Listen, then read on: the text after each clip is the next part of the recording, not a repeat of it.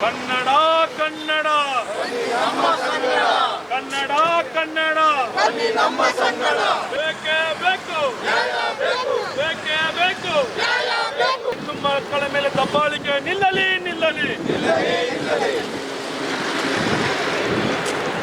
ಬೇಕೇ ಬೇಕು ಬೇಕೇ ಬೇಕು ಯಾತಕ್ಕಾಗಿ ಹೋರಾಟ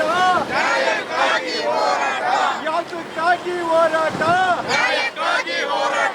ಬೇಕೇ ಬೇಕು ಬೇಕೇ ಬೇಕು ಹೆಣ್ಣು ಮಕ್ಕಳ ದೌರ್ಜನ್ಯ ಮಾಡುವ ಅವರಿಗೆ ಹೆಣ್ಣು ಮಕ್ಕಳನ್ನು ಅತ್ಯಾಚಾರ ಮಾಡುವ ಏಣಿಗಳಿಗೆ ಎಲ್ಲಿವರೆಗೂ ಹೋರಾಟ ಬೇಕೇ ಬೇಕು ಬೇಕೇ ಬೇಕು ಅಯ್ಯಯ್ಯೋ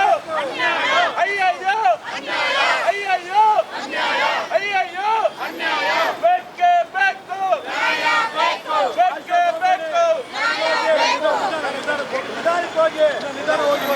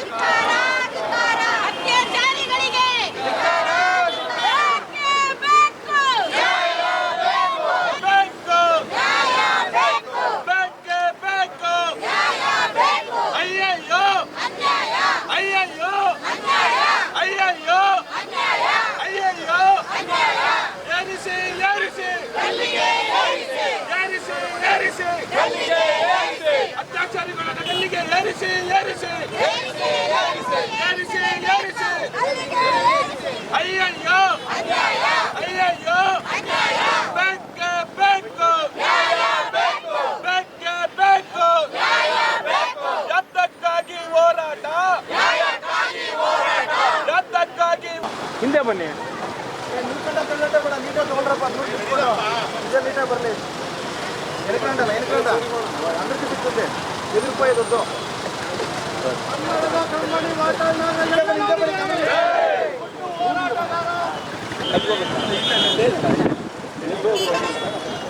ಅವರೆಲ್ಲ ಬಂದವ್ರು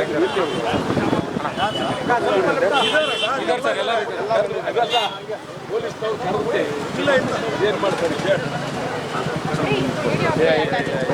ಸ್ವಲ್ಪ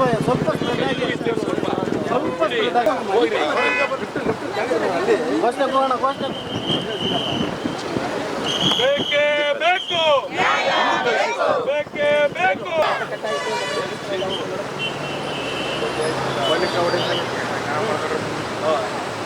ಈಗ ನಿಮ್ಮ ಹತ್ರ ಮಾತಾಡ್ಬಿಡಲ್ಲ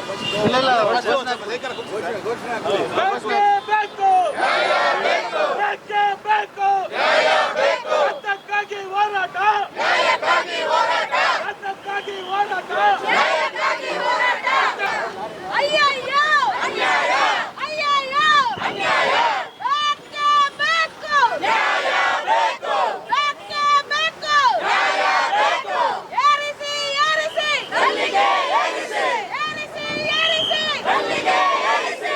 ಅತ್ಯಾಚಾರಿಗಳಿಗೆ ಅತ್ಯಾಚಾರಿಗಳಿಗೆ ಏರಿಸಲೇಬೇಕು, ಏರಿಸಲೇಬೇಕು, ಏರಿಸಲೇಬೇಕು, ಅತ್ಯಾಚಾರಿಗಳಿಗೆ ಅತ್ಯಾಚಾರಿಗಳಿಗೆ ಅತ್ಯಾಚಾರಿಗಳಿಗೆ ಡ್ರಗ್ಸ್ ಮಾಫಿಯಾ ಅತ್ಯಾಚಾರಿಗಳಿಗೆ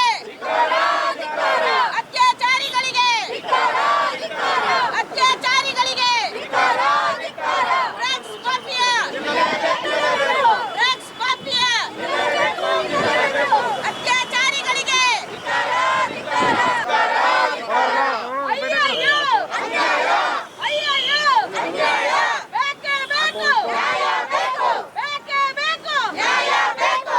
ಹೆಣ್ಮಕ್ಕಳ ರಕ್ಷಣೆಗೆ ನ್ಯಾಯ ಬೇಕು, ಆಗಲೇಬೇಕು. ಹೆಣ್ಮಕ್ಕಳ ರಕ್ಷಣೆಗೆ ನ್ಯಾಯಕ್ಕಾಗಿ ಹೋರಾಟ, ಅದಕ್ಕಾಗಿ ಹೋರಾಟ, ನ್ಯಾಯಕ್ಕಾಗಿ ಹೋರಾಟ, ಬೇಕೇ ಬೇಕು, ನ್ಯಾಯ ಬೇಕು, ಬೇಕೇ ಬೇಕು. ನ್ಯಾಯ ಬೇಕು. ಬಾಣ ಹಿಂದೆ ಬನ್ನಿ ಸರ್. ಒಕರ ಹಿಂದೆ ಹಿಂದೆ ಹಿಂದೆ ಬನ್ನಿ ಸರ್. ದಯವಿಟ್ಟು ಮೊಬೈಲ್ ಹತ್ರ ಬರಪ್ಪ.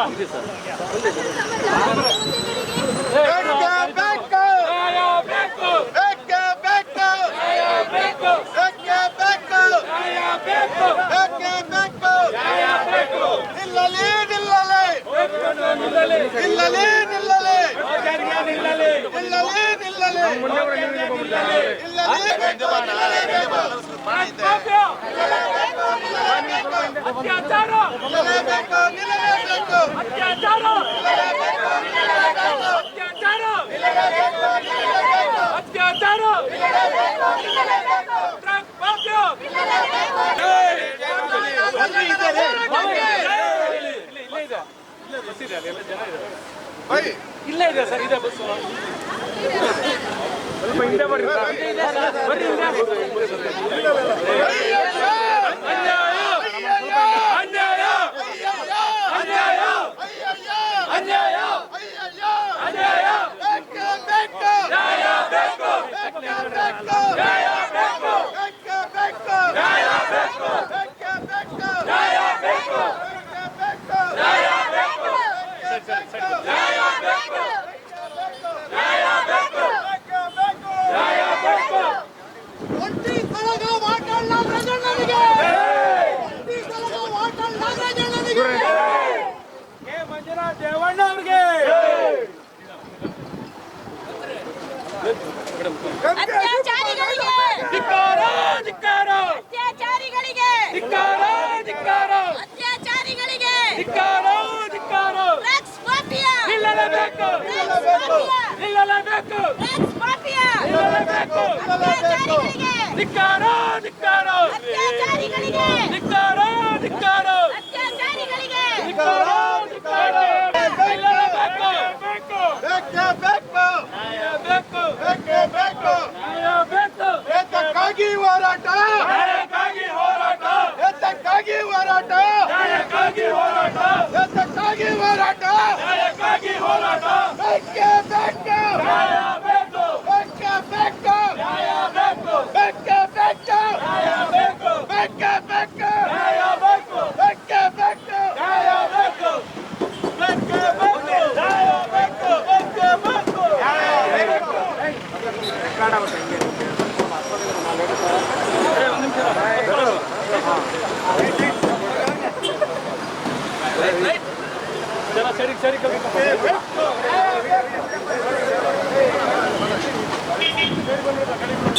ಇದು ಅತ್ತಿಬೇಲೆ.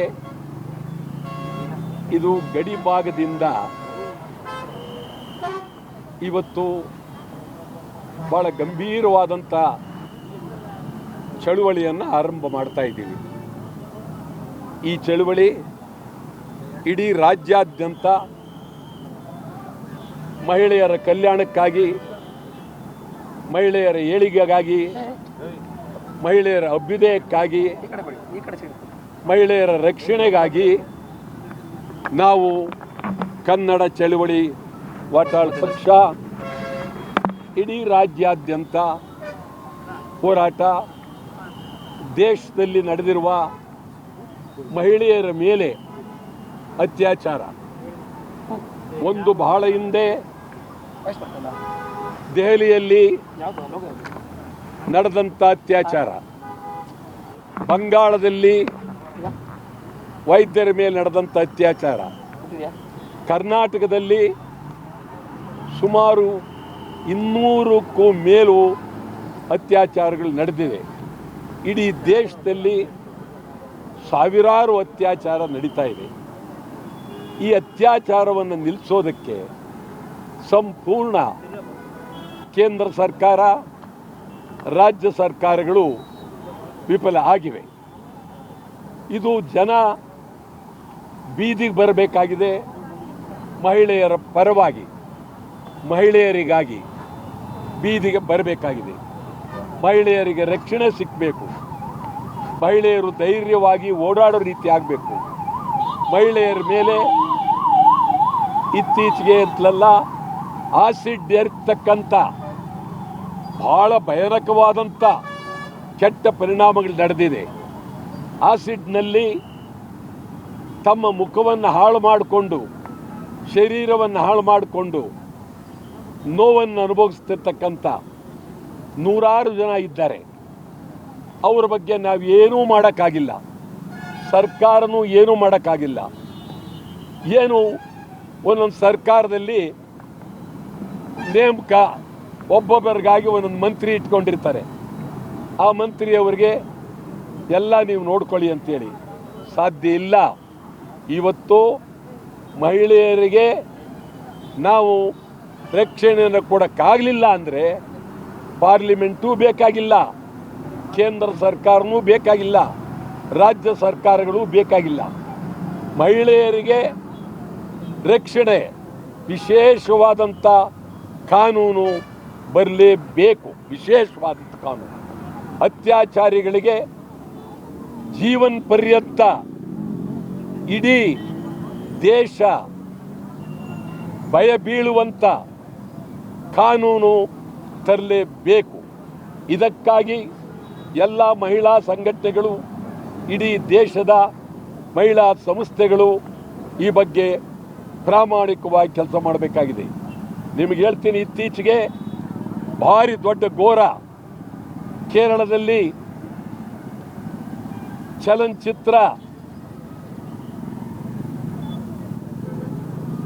ಚಲನಚಿತ್ರ ಮಂಡಳಿ ಮೇಲೆ ನಡೆದಿರ್ತಕ್ಕಂಥ ನ್ಯಾಯಮೂರ್ತಿ ಹೇಮಾ ಅನ್ನುವರು ಕೊಟ್ಟಿರುವ ವರದಿಯನ್ನು ನೋಡಿದ್ರೆ ಚಿತ್ರರಂಗದಲ್ಲಿ ನಡೀತಿರುವ ಲೈಂಗಿಕ ಕಿರುಕುಳ ಇದು ಕೇರಳದಲ್ಲಿ ಬಹಿರಂಗ ಆಗಿದೆ. ಕರ್ನಾಟಕದಲ್ಲೂ ತನಿಖೆ ಆಗಬೇಕು, ಆಂಧ್ರದಲ್ಲೂ ತನಿಖೆ ಆಗಬೇಕು, ತಮಿಳುನಾಡಿನಲ್ಲೂ ತನಿಖೆ ಆಗಬೇಕು. ಇಡೀ ದೇಶದ ಚಿತ್ರರಂಗ ಎಲ್ಲ ಕಡೆ ಇದು ತನಿಖೆ ಆಗಲೇಬೇಕು. ಅಲ್ಲಿ ಬಾಯಿ ಇಲ್ಲ, ಎಲ್ಲರಿಗೂ ಬಾಯಿ ಹೋಗಿದೆ. ಲೈಂಗಿಕ ವಿಚಾರವನ್ನು ಬಹಿರಂಗವಾಗಿ ಹೇಳೋದಕ್ಕಾಗ್ತಾ ಇಲ್ಲ. ಈ ಪರಿಸ್ಥಿತಿ ನಿರ್ಮಾಣ ಆಗಿದೆ. ಇದನ್ನು ತಪ್ಪಿಸೋದಕ್ಕೆ ನಾವು ಭಾರಿ ತೀವ್ರವಾದಂಥ ಹೋರಾಟ ಇದರ ಜೊತೆಗೆ ಮಹಿಳೆಯರ ಮೇಲೆ ಇದೆಲ್ಲ ದೌರ್ಜನ್ಯ ಆಗಬೇಕಾದ್ರೆ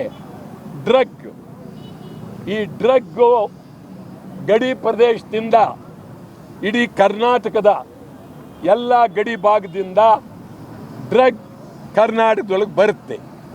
ಡ್ರಗ್ ಧಾರಾಳವಾಗಿ ಕಾಫಿ ಟೀ ಕುಡಿತೀವಲ್ಲ ಅಷ್ಟೇ ಸುಲಭವಾಗಿ ಡ್ರಗ್ಗಳು ದೊರಕ್ತಾ ಇದೆ. ಡ್ರಗ್ನಿಂದ ವಿದ್ಯಾರ್ಥಿಗಳು, ಮಹಿಳೆಯರು, ಜನಸಾಮಾನ್ಯರು ಹಾಳಾಗ್ತಾ ಇದ್ದಾರೆ. ಡ್ರಗ್ಗನ್ನು ತಡಿಲೇಬೇಕು. ತಡೆದೇ ಇದ್ದರೆ ನಿಜವಾಗಲೂ ಭಾಳ ಅತ್ಯಂತ ಗಂಭೀರವಾದಂಥ ಪರಿಸ್ಥಿತಿ ನಿರ್ಮಾಣ ಆಗುತ್ತೆ. ಮತ್ತು ಇತ್ತೀಚೆಗೆ ಪ್ರಧಾನಮಂತ್ರಿಯವರು ಮೇಕೆದಾಟು ಬಗ್ಗೆ ಏನು ಮಾತನಾಡಿದ್ದಾರೆ?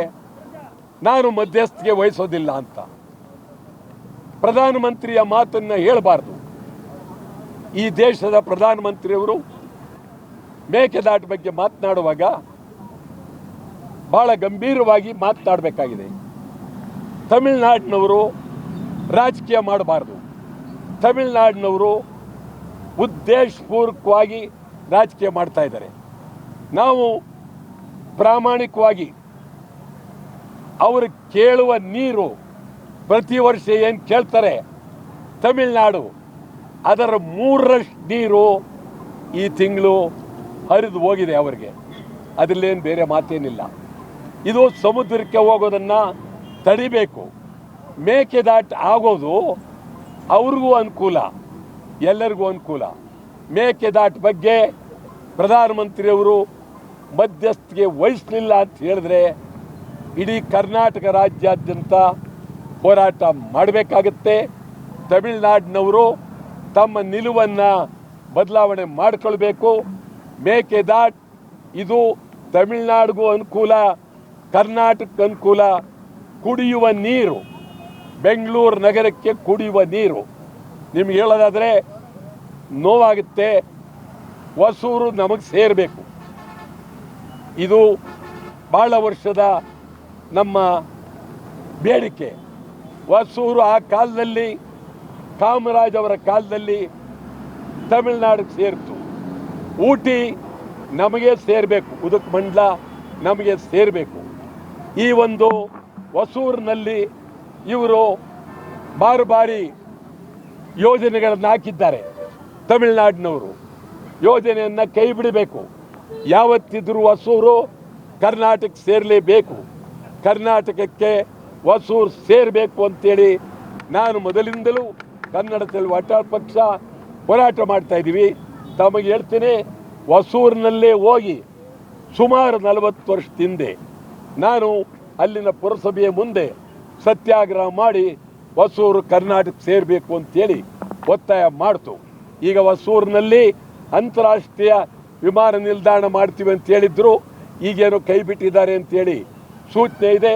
ಈ ಹೊಸೂರು ನಮಗೆ ಅಪಾಯ. ಹೊಸೂರು ಸುತ್ತ ಇರ್ತಕ್ಕಂಥ ಸಮಗ್ರ ಕನ್ನಡಿಗರ ಪ್ರಾಂತ್ಯ ಪ್ರದೇಶಗಳು ಅನ್ಯಾಯವಾಗಿ ನೋವನ್ನು ಪಡ್ತಿದ್ದಾರೆ. ಹೊಸೂರಿನಲ್ಲಿ ಕನ್ನಡಿಗರಿಗೆ ಉದ್ಯೋಗ ಇಲ್ಲ, ಆದರೆ ಕರ್ನಾಟಕದಲ್ಲಿ ತಮಿಳರಿಗೆ ಯಥಾಸ್ಥಿತಿ ಉದ್ಯೋಗ. ಯಾವತ್ತಿದ್ರೂ ಹೊಸೂರು ಕರ್ನಾಟಕ ಬರಲೇಬೇಕು. ಆ ದೃಷ್ಟಿಯಿಂದ ಹೋರಾಟ ಅನಿವಾರ್ಯ ಅನ್ನೋ ಮಾತನ್ನ ಈ ಸಂದರ್ಭದಲ್ಲಿ ನೀವು ಪದೇ ಹೋರಾಟ ಮಾಡ್ಕೊಂಡು ಬಂದ್ರಿ. ಏನು ಮೇಕೆದಾಟು ಯೋಜನೆ ಆಗಬೇಕು ಅಂತೇಳಿ ಎಲ್ಲೋ ಒಂದು ಕಡೆ ವಾಟಾಳ್ ನಾಗರಾಜ್ ಅವರು ಹೋರಾಟವಾಗಿ ಉಳಿತಾ. ಮೇಕೆದಾಟು ಯೋಜನೆಯನ್ನು ಪ್ರತಿ ಸರ್ಕಾರಗಳು ಬಂದಾಗ ಕೇವಲ ಹೆಸರಿಗೆ ಪ್ರಾರಂಭದಲ್ಲಿ ಅದನ್ನು ಮುಂದೆ ಇಟ್ಕೊತಾರೆ. ಅದಾದ ಬಳಿಕ ಒಂದು ಹೋರಾಟ ಕೂಡ ಮಾಡಲ್ಲ, ಅದ್ರ ಬಗ್ಗೆ ಉಸಿರೇ ಎತ್ತೋದಿಲ್ಲ. ಈ ರೀತಿ ಒಂದು ಪರಿಸ್ಥಿತಿ ನಿರ್ಮಾಣ ಆಗಿದೆ. ಇದು ನಾನು ಹೋರಾಟ ಮಾಡೋದಕ್ಕೆ ಇರೋದು. ನನ್ನ ಹೋರಾಟವನ್ನು ಯಾರೂ ನಿಲ್ಲಿಸೋಕ್ಕಾಗೋದಿಲ್ಲ. ಅನ್ಯಾಯವಾದಾಗ ಹೋರಾಟ ಮಾಡಲೇಬೇಕು. ಇವರು ಕಾಂಗ್ರೆಸ್ನವರು ಬರೋಕ್ಕೂ ಮುಂಚೆ ತಮಗೆ ಗೊತ್ತಿದೆ, ಅಪರೂಪಕ್ಕೆ ಅವರು ಒಂದು ಹೈಟೆಕ್ ಪಾದಯಾತ್ರೆ ಮಾಡಿದ್ರು. 5 ಸ್ಟಾರ್ ಹೋಟ್ಲು ಪಾದಯಾತ್ರೆ ಥರ 10 ಕಿಲೋಮೀಟ್ರಿಗೂ ಅವರು ತಿಂಡಿ, ಊಟ ವ್ಯವಸ್ಥೆ, ಜ್ಯೂಸ್ಗಳು ಎಲ್ಲ ಕೊಟ್ಟು ಅಲ್ಲಿ ಮಲಗೋದು, ಹೇಳೋದು, ಪಾದಯಾತ್ರೆ ಹೋಗಿ ಅದೇನೇನೋ ಯಾತ್ರೆ ಆಯಿತು. ಆಗಲಿ, ಅದಾದಮೇಲೆ ಬಂದ ಮೇಲೆ ಏನು ಅವರು ಇದ್ರ ಬಗ್ಗೆ ಬರೀ ಮಾತನಾಡ್ತಾ ಇದ್ದಾರೆ. ಇದ್ರ ಬಗ್ಗೆ ಪ್ರಾಮಾಣಿಕವಾದಂಥ ಚಿಂತನೆಯನ್ನು ಮಾಡಲಿಲ್ಲ. ನಾವು ಈ ಬಗ್ಗೆ ಬಹಳ ಗಂಭೀರವಾಗಿ ಚಿಂತನೆಯನ್ನು ಮಾಡ್ತೀವಿ. ಮುಂದಿನ ದಿನಗಳಲ್ಲಿ ಇದರ ಬಗ್ಗೆ ಭಾರಿ ಹೋರಾಟಗಳನ್ನು ಮಾಡ್ತೀವಿ ನಾವು. ಇವತ್ತು ವಾಟಾಳ್ ನಾಗರಾಜ್ ಅವರ ನೇತೃತ್ವದಲ್ಲಿ ಏನು ಇಡೀ ರಾಜ್ಯದಲ್ಲಿ ಡ್ರಗ್ಸ್ ಮಾಫಿಯಾ ಮತ್ತು ಹೆಣ್ಣು ಮಕ್ಕಳ ಮೇಲಿನ ಅತ್ಯಾಚಾರಗಳು, ಲೈಂಗಿಕ ದೌರ್ಜನ್ಯ, ಲೈಂಗಿಕ ಕಿರುಕುಳಗಳು ಇದು ಯಥೇಚ್ಛವಾಗಿ ನಡೀತಾ ಇದೆ. ಇದನ್ನು ನಿಯಂತ್ರಣ ಮಾಡೋದರಲ್ಲಿ ಸರ್ಕಾರ ಮತ್ತು ಪೊಲೀಸು ಎಲ್ಲೋ ಎಡವಿದೆ ಅನ್ನೋ ಒಂದು ಕಾರಣಕ್ಕಾಗಿ ಇವತ್ತು ಒಂದು ಹೋರಾಟವನ್ನು ನಾವು ಗಡಿ ಭಾಗದಲ್ಲಿ ಹಮ್ಮಿಕೊಂಡಿದ್ದೀವಿ. ಭಾಳ ಮುಖ್ಯವಾಗಿ ಈ ಒಂದು ಹೋರಾಟದಲ್ಲಿ ನೂರಾರು ಸಂಖ್ಯೆಯಲ್ಲಿ, ಸಾವಿರಾರು ಸಂಖ್ಯೆಯಲ್ಲಿ ಹೆಣ್ಮಕ್ಳು ಭಾಗವಹಿಸಬೇಕಾಗಿತ್ತು. ಯಾಕೆಂದರೆ ಅವರ ರಕ್ಷಣೆಗೋಸ್ಕರ ಮಾಡ್ತಾ ಇರ್ತಕ್ಕಂಥ ಒಂದು ಹೋರಾಟ ಇದು. ಸೊ ಹಾಗಾಗಿ ಈ ಒಂದು ಹೋರಾಟವನ್ನು ತಾತ್ವಿಕ ಅಂತ್ಯ ಕಾಣಿಸೋದಕ್ಕೋಸ್ಕರ ನಿರಂತರವಾದಂಥ ಚಳುವಳಿ ಆಗಲೇಬೇಕಾಗಿದೆ. ಅದನ್ನು ಮಾಡೇ ಮಾಡ್ತೀವಿ. ಈಗಾಗಲೇ ವಾಟಾಳ್ ಸಾಹೇಬರು ಈ ವಿಚಾರವಾಗಿ ಸವಿಸ್ತಾರವಾಗಿ ಹೇಳಿದ್ದಾರೆ. ಇನ್ನೊಂದು ನಮ್ಮ ಆನೇಕಲ್ ತಾಲೂಕಲ್ಲಿ ಕೂಡ ಇದು ಅಂತಾರಾಜ್ಯ ಗಡಿ ಭಾಗ ಆಗಿರೋದ್ರಿಂದ, ಎರಡೂ ರಾಜ್ಯಗಳ ಗಡಿ ಭಾಗ ಆಗಿರೋದ್ರಿಂದ ಇಲ್ಲಿ ಡ್ರಗ್ಸ್ ಮಾಫಿಯಾ ಅತಿ ಹೆಚ್ಚು ನಡೀತಾ ಇದೆ. ಇವತ್ತು ಆನೇಕಲ್ ತಾಲೂಕಲ್ಲಿರ್ತಕ್ಕಂಥ ಅನೇಕ ಪೊಲೀಸ್ ಠಾಣೆಗಳಲ್ಲಿ ಗಾಂಜಾ ಸರಬರಾಜು ಪ್ರಕರಣಗಳು ಮತ್ತು ಗಾಂಜಾ ಸೇವನೆ ಪ್ರಕರಣಗಳು ಅತಿ ಹೆಚ್ಚು ನಡೀತಾ ಇದ್ದಾವೆ. ಇದನ್ನು ನಿಯಂತ್ರಣ ಮಾಡಬೇಕು ಪೊಲೀಸ್ ಇಲಾಖೆ ಮತ್ತು ಸರ್ಕಾರ ಅಂತೇಳಿ ನಾವು ಒತ್ತಾಯ ಮಾಡ್ತೇವೆ. ಅದೇ ರೀತಿಯಾಗಿ ಇವತ್ತೇನು ನಿನ್ನೆ ಕನ್ನಡಪ್ರಭ ಪತ್ರಿಕೆಯಲ್ಲಿ ಓದಿದಂಥ ವಿಚಾರ, ಹೊಸೂರಿಗೆ ಮೆಟ್ರೋ ರೈಲನ್ನು ಕಳಿಸ್ತೀವಿ ಅಂತೇಳಿ ಸರ್ಕಾರ ಏನು ಒಂದು ನಿರ್ಧಾರ ತೆಗೆದುಕೊಂಡಿದೆ, ಅದನ್ನು ಕೂಡಲೇ ಕೈ ಬಿಡಬೇಕು ಅಂತೇಳಿ ನಾವು ಒಂದು ಒತ್ತಾಯವನ್ನು ಮಾಡ್ತಿದ್ದೀವಿ ಸರ್ಕಾರಕ್ಕೆ. ಈಗಾಗಲೇ ಈ ಹಿಂದೆನೂ ಕೂಡ ಕಳೆದ 8 ತಿಂಗಳ ಹಿಂದೆನೂ ಕೂಡ ಮೆಟ್ರೋ ಟ್ರೈನು ಹೊಸೂರಿಗೆ ಕಳಿಸಬಾರ್ದು ಅಂತೇಳಿ ಒಂದು ಹೋರಾಟವನ್ನು ಮಾಡಿದ್ದೇವೆ. ಕಾರಣ ಇಷ್ಟೇ, ಈಗಾಗಲೇ ನಮಗೆ 11 ಕಿಲೋಮೀಟ್ರು ಫ್ಲೈಓವರ್ ಬಂದಿದೆ. ಮತ್ತು ಹೊಸೂರವರೆಗೂ ನೀವು ಮೆಟ್ರೋ ಟ್ರೈನನ್ನು ಬಿಟ್ಟುಬಿಟ್ರೆ ನಮಗೆ ಹತ್ತಿಬೆಲೆ ಇರ್ಬೋದು, ಚಂದಾಪುರ ಇರ್ಬೋದು, ಎಲ್ಲ ವ್ಯಾಪಾರ ವಹಿವಾಟುಗಳು ಸಂಪೂರ್ಣವಾಗಿ ಕುಸಿದೋಗ್ಬಿಡ್ತದೆ. ಇದು ಯಾರೂ ಕೂಡ ಅದ್ರ ಬಗ್ಗೆ ಯಾರೂ ಕೂಡ ಮಾತನಾಡೋದಕ್ಕೆ ಸಾಧ್ಯ ಇಲ್ಲ. ಆಮೇಲೆ ಇಲ್ಲಿರ್ತಕ್ಕಂಥ ಕೈಗಾರಿಕಾ ಪ್ರದೇಶಗಳಲ್ಲಿ ನಮ್ಮ ಕನ್ನಡಿಗರಿಗೆ ಉದ್ಯೋಗದ ಸಮಸ್ಯೆ ಕಾಡ್ತದೆ ಖಂಡಿತವಾಗದು. ಹಾಗಾಗಿ ಮೆಟ್ರೋ ಟ್ರೈನನ್ನು ಸರ್ಕಾರ, ಈಗ ಮೆಟ್ರೋ ಇಲಾಖೆ ಏನಿದೆ, ಮೆಟ್ರೋ ಆಯುಕ್ತರು ಏನಿದ್ದಾರೆ, ಇದನ್ನು ಕೂಡಲೇ ನಿಲ್ಲಿಸಬೇಕು ಅಂತೇಳಿ ಕನ್ನಡ ಜಾಗೃತಿ ವೇದಿಕೆ ಮತ್ತು ವಾಟಾಳ್ ಪಕ್ಷ ಒತ್ತಾಯ ಮಾಡುತ್ತೆ.